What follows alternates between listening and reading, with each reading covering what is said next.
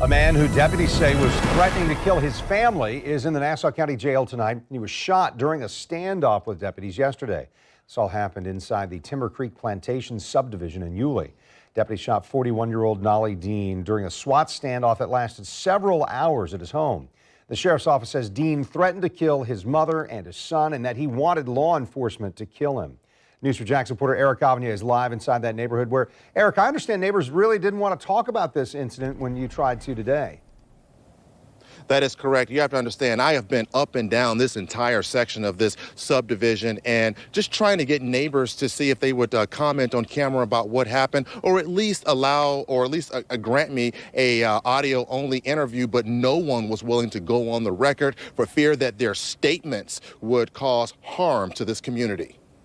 A day after many neighbors were wondering what was going on in their neighborhood, nobody was willing to talk to us on camera about what they witnessed Wednesday during a standoff between 41-year-old Nolly Dean and Nassau County deputies. But we did find out from the sheriff's office that he threatened to kill his mother and son and wanted deputies to kill him. This is a picture of the Nassau County tactical team getting ready to take position during the standoff. And this is video from an area where deputies were keeping neighbors back to make sure they were safe. After spending several hours trying to convince Dean to peacefully come out of the house, investigators say he broke this window, pointed a rifle at deputies, and fired shots.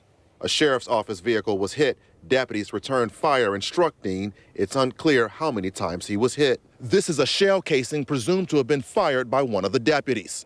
We found the casing in the grass near the side of the home. Dean was taken to the hospital with non-life-threatening injuries. By 5 p.m. Thursday, Dean was booked into the Nassau County Jail on charges of aggravated assault on a police officer and illegal possession of a firearm by a convicted felon. Records show he had multiple drug convictions in Georgia.